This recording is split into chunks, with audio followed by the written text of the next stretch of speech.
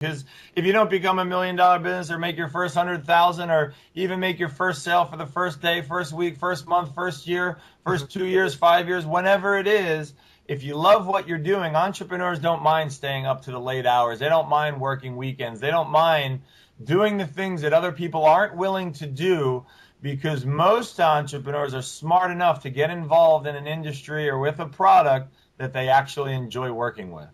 Very, very well said, Mr. Lewis Lautman, the great Mr. Lewis Lautman. All right, now, my intention for this interview with you, Lewis, is to tell our listeners out there how to go from a simple idea to their first million. And I'd love for you to bring us through this process, bearing in mind all the experience you've had and everything you've heard from the successful entrepreneurs in the Yes movie. But first, I have to ask you this question. When most of these entrepreneurs start up their multi-million dollar businesses, is it really about the money? Was that really the primary motivator? Well, for some people it is, for some people it's not. And it's hard to really generalize. I believe that the people who are happiest in life, they do what they love, and that's what makes them happy.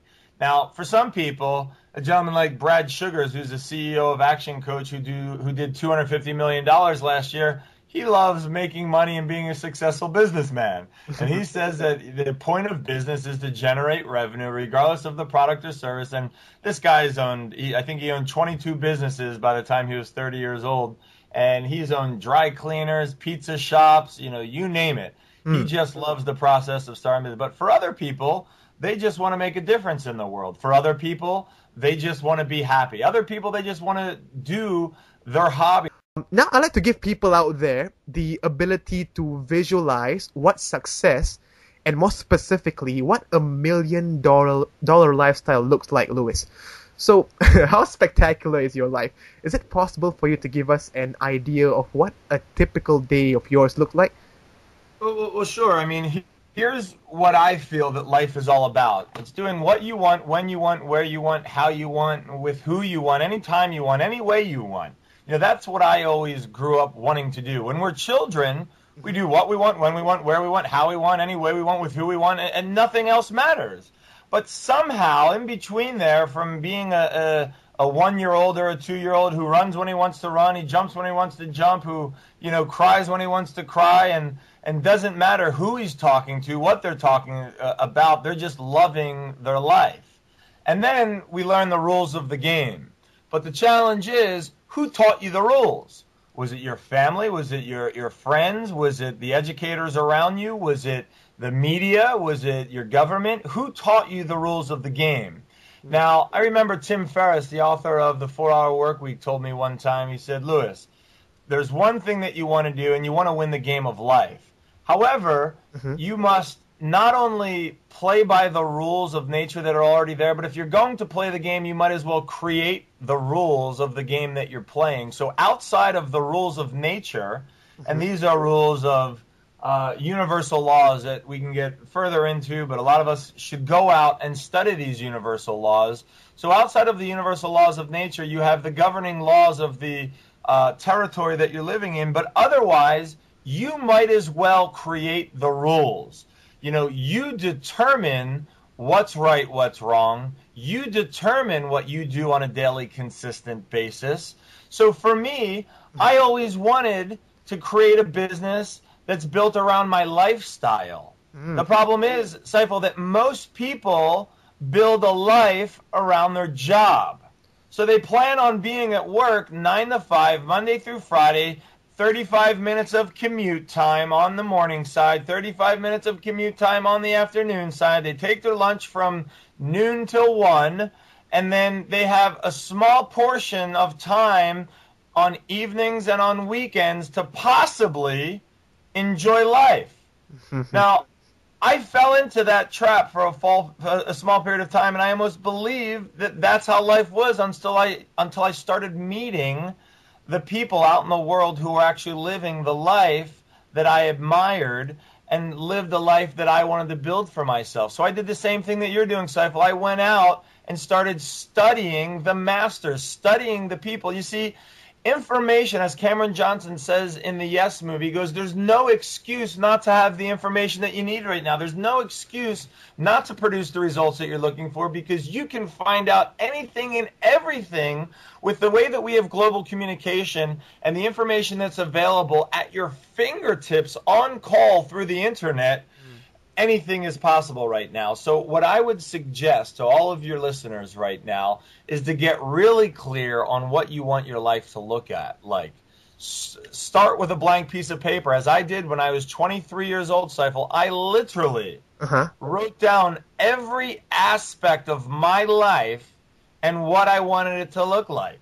And I started writing down from the clothes I wore, to the people who were surrounding me, to the place that I was living in, to the way that I walked, to the way that I talked, to every little piece about me. And believe it or not, I am living almost to a T, almost like it was a script that I was writing when I was 23 years old, all of the circumstances in my life. And it's amazing how it just shows up with the intention. I always say put it to paper, because it will always be there. You can go back and refer to it. You can look at it. You can keep it by your bedside.